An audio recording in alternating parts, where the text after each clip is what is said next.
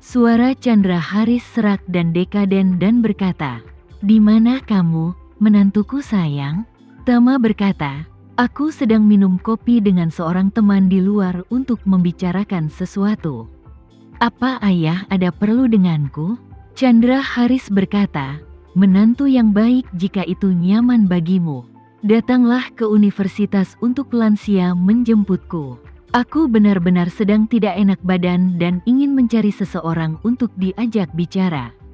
Mendengar apa yang Chandra Haris katakan, Tama menduga dia seharusnya sudah tahu tentang niat Reni menikahi Erik Hartono. Jadi, Tama berkata, "Ayah, kebetulan aku berada tidak jauh. Aku akan pergi sekarang, tunggu aku di pintu." Chandra Haris tersedak dan berkata, "Oke, kalau begitu aku tidak akan mengemudi dan pergi ke pintu untuk menunggumu." "Oke, menantu, ayo cepat." "Oke." Tama setuju, namun sengaja menundanya selama beberapa menit setelah menutup telepon. Bagaimanapun, Erik Hartono baru saja pergi, dan dia juga sedang dalam perjalanan untuk menjemput Reni dari Universitas Lansia. Jika dia pergi ke sana sekarang, mereka berempat mungkin akan bertemu di gerbang sekolah. Itu akan lebih memalukan lagi. Tama tidak takut malu. Ia takut mertuanya semakin jengkel. Setelah sengaja menunda beberapa saat, Tama berkendara ke universitas untuk lansia. Dan ketika dia kuliah di Universitas Lansia, Reni sedang menunggu Erik Hartono di pinggir jalan di gerbang utama. Chandra Haris juga meninggalkan universitas dengan putus asa saat ini. Tapi ketika dia melihat Reni berdiri di pinggir jalan dari kejauhan, dia tanpa sadar berhenti. Pada saat ini, dia sangat kurang percaya diri. Faktanya, dia selalu memiliki pengetahuan diri ini dan tahu bahwa tidak ada sedikit perbedaan antara dia dan Erik Hartono. Erik Hartono adalah seorang intelektual senior sejati. Dia berpendidikan tinggi dan berpengetahuan luas. Tidak hanya ia menorehkan prestasi besar di bidang keuangan saat itu, ia kini menjadi profesor dan memiliki status sosial yang tinggi di kota ini. Terlebih lagi, Erik Hartono lebih tinggi, lebih tegap, dan lebih tampan dariku. Dia bahkan lebih fasih daripada aku. Dia dapat berbicara bahasa Inggris, Korea, dan Spanyol dengan mudah. Yang terpenting dia juga serba bisa dan bisa menari, bisa memainkan alat musik, dan bisa menyanyi lebih baik dari orang kebanyakan. Tapi di depannya, aku bukan siapa-siapa. Oleh karena itu, Chandra Haris hanya bisa mengandalkan satu hal untuk mendapatkan kembali kepercayaan dirinya di hadapan Erik Hartono. Artinya, Reni mencintai dirinya sendiri, bukan Erik Hartono. Kadang-kadang, dia bahkan merasa puas dengan hal itu. Jadi bagaimana jika dia, Erik Hartono, lebih baik dan lebih hebat darinya?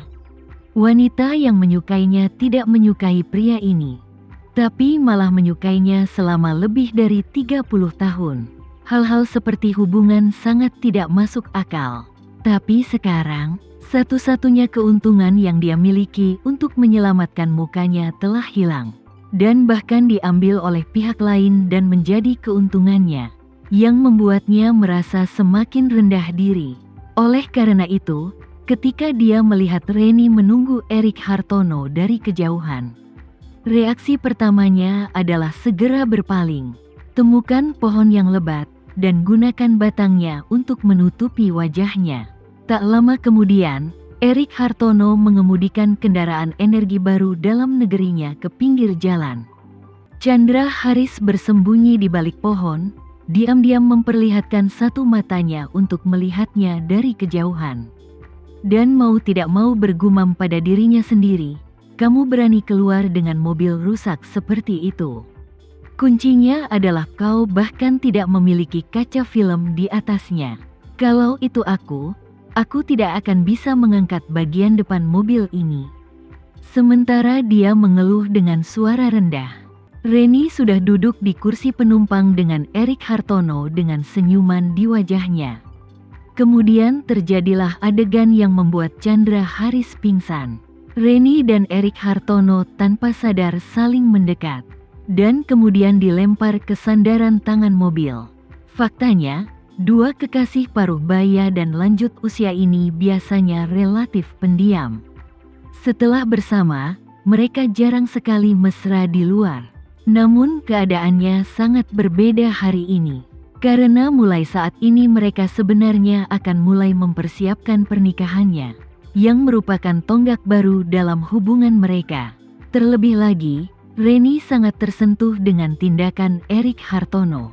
Setelah kembali ke sini, Reni bertemu dengan banyak orang paruh baya dan lanjut usia di universitas.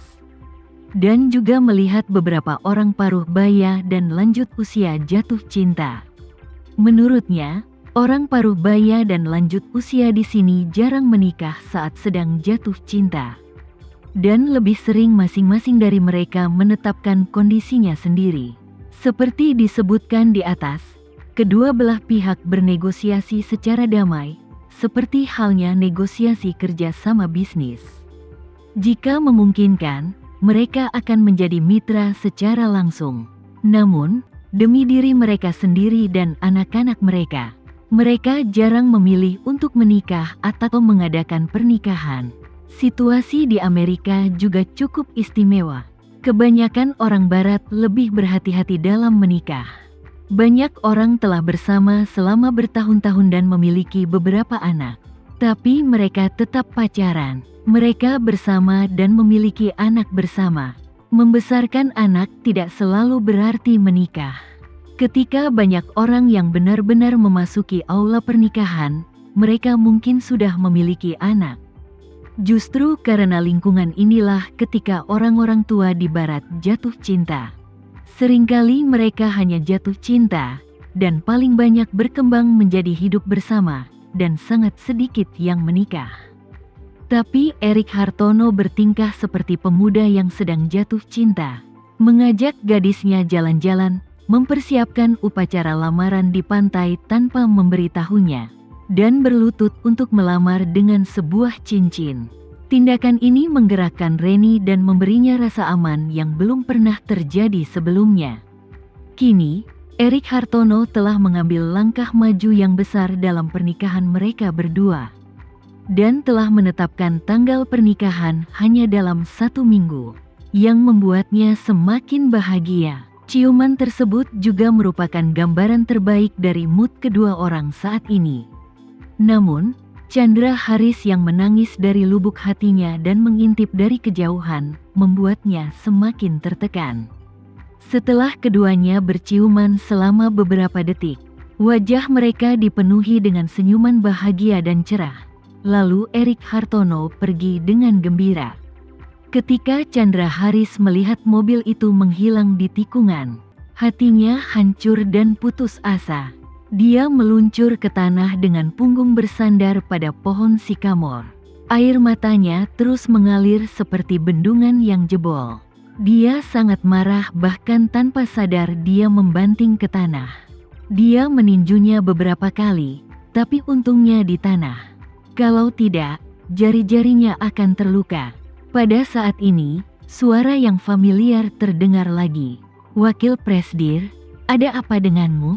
Kenapa kamu menangis lagi? Apa menantu laki-lakimu datang menjemputmu?" Chandra Haris, yang menunduk sambil menangis, mendongak dan melihat orang itu. Dia segera menyeka air matanya sambil melambaikan tangannya dan berkata, "Aku baik-baik saja, aku baik-baik saja, jangan khawatirkan aku hanya merasa tidak enak badan." Pria itu begitu sibuk sehingga dia bertanya lagi, "Bagaimana dengan menantumu? Kenapa dia belum datang?" Chandra Haris berkata, "Sudah lewat sini." Saat dia mengatakan itu, Tama sudah pergi ke gerbang universitas. Ketika dia tidak melihat Chandra Haris di pinggir jalan di depan pintu, ia langsung mengambil arah dan mengemudikan mobilnya menuju halaman universitas. Ketika mobil itu kebetulan melewati pohon sikamor, Tama melihat ayah mertuanya duduk terpuruk di tanah. Jadi dia segera mengerem mobilnya hingga berhenti, membuka pintu, dan berjalan mendekat. Melihat wajahnya berlinang air mata dan ekspresinya lebih jelek daripada dipukuli oleh istrinya, Tama bertanya dengan prihatin, "Ayah, kamu baik-baik saja? Kenapa kamu duduk di sini?"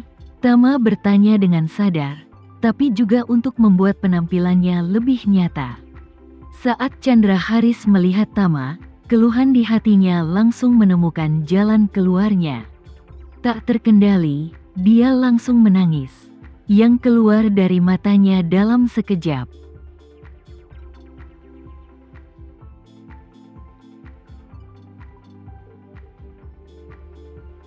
Sekian dulu ya video kali ini, kita lanjutkan lagi videonya di lain waktu. Oh iya, bagaimana menurut kalian? Semoga bisa sedikit menghibur kalian semua. Untuk teman-teman yang baru nonton, jangan lupa subscribe ya, hehehe. Dan kalau teman-teman ada yang ingin gabung langganan, bisa langsung gabung saja untuk dapat fitur yang menarik dan sedikit membantu Mimin.